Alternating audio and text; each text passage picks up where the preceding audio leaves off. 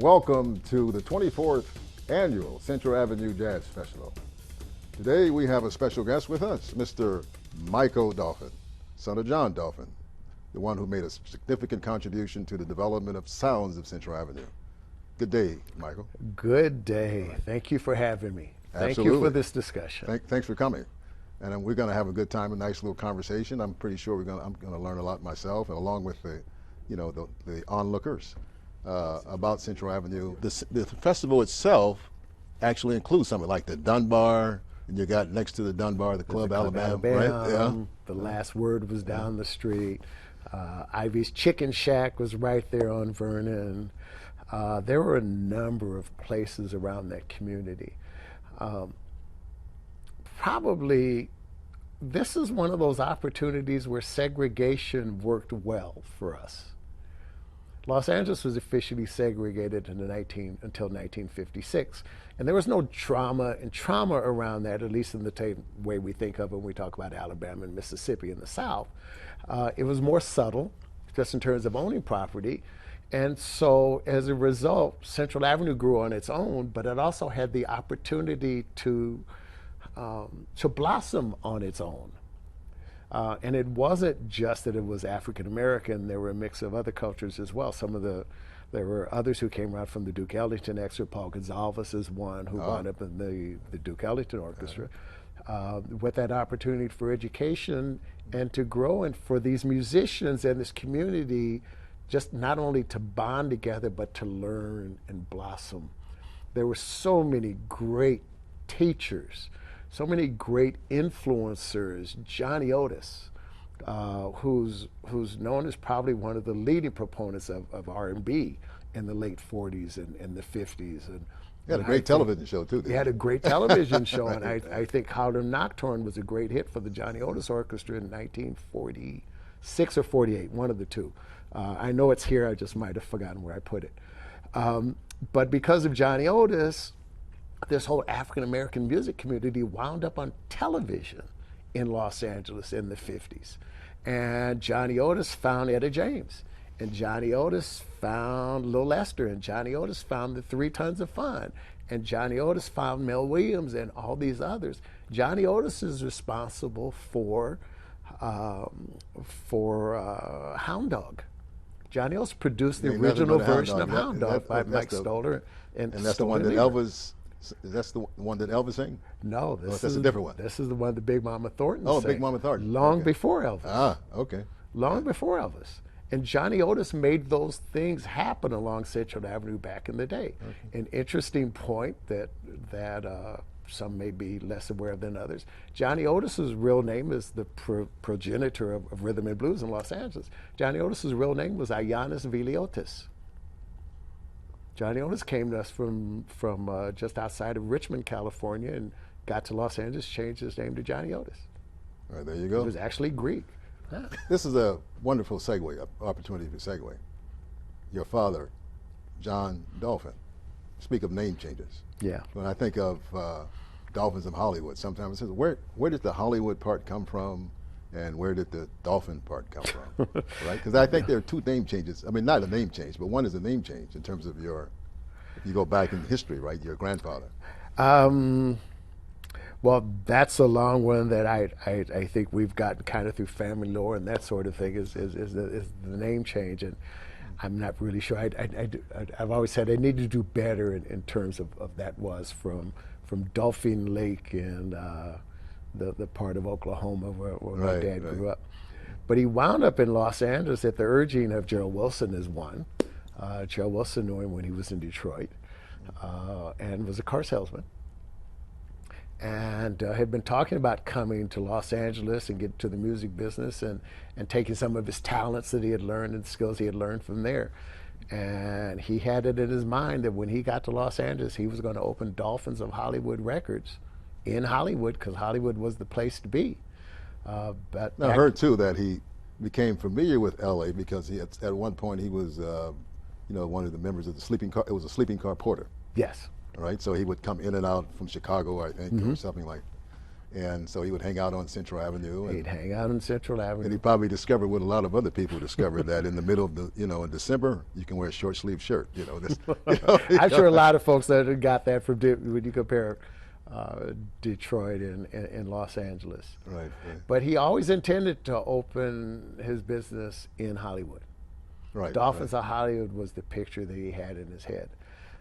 And then sadly found out that he couldn't rent a place in Hollywood.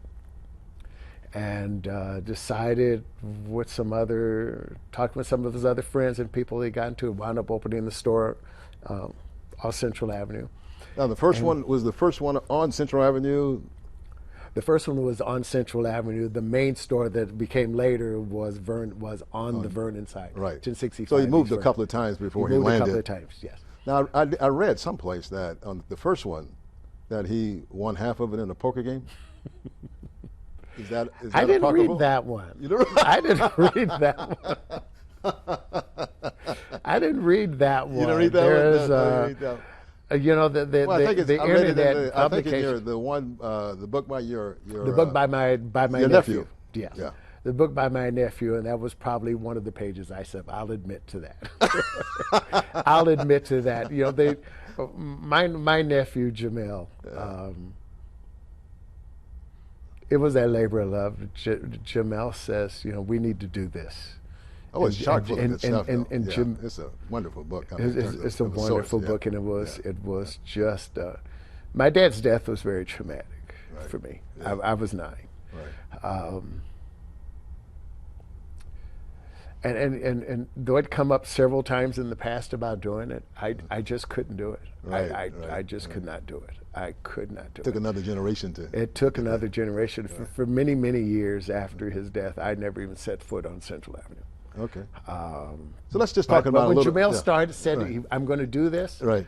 all we could, my brothers, my siblings, and I could say, yes, Right. Right. absolutely. Great. So let's just talk about a little bit about John.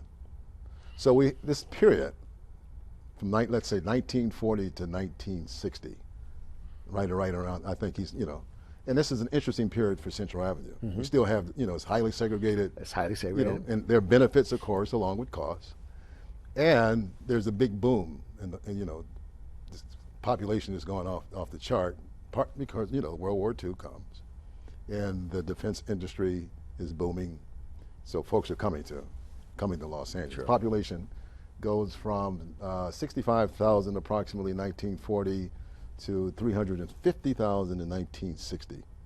So we're pushing at the seams off of Central Avenue. So all these wonderful things are happening. So John Dolphin's in the mix.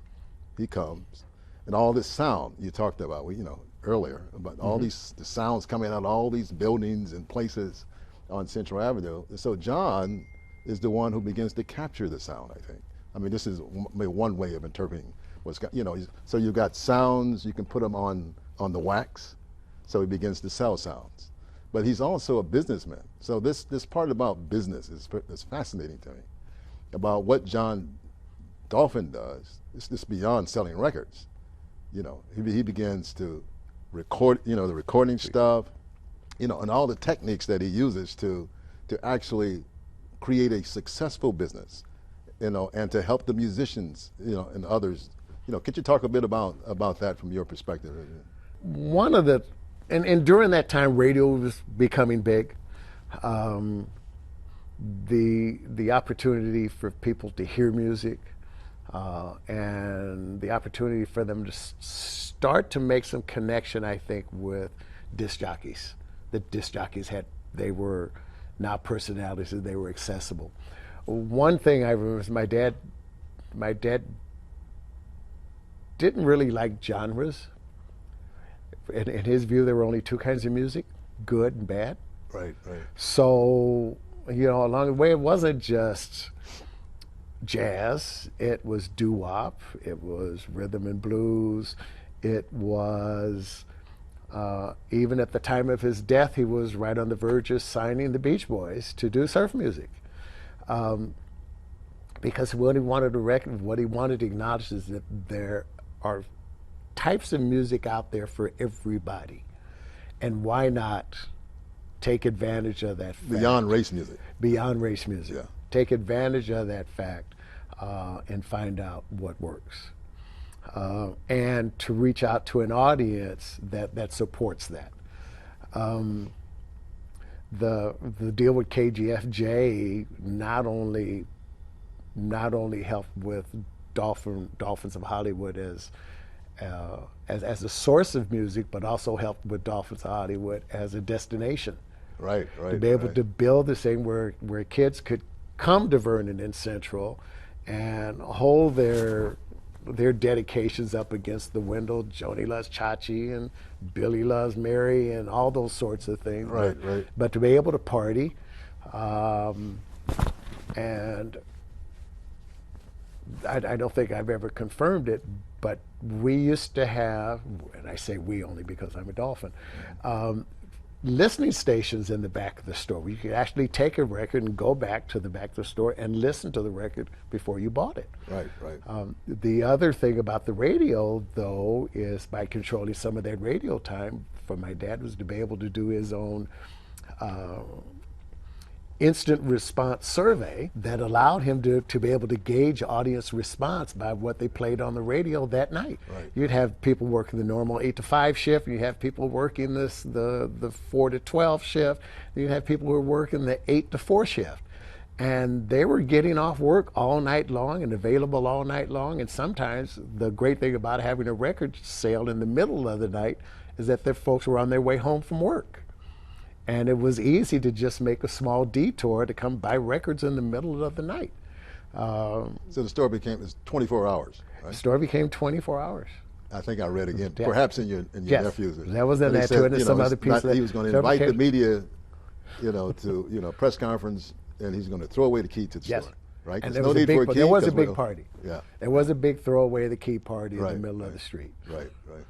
about throwing away the key and not needing the key anymore. And the record shop would be busy 24 hours.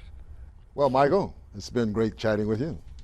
There's so much I've learned, and I'm pretty sure if we were to sit down for another 2 hours or 2 days or 2 months, there's so much more that we could learn about yourself, about the Central Avenue Jazz Festival, as well as the life of your father, John.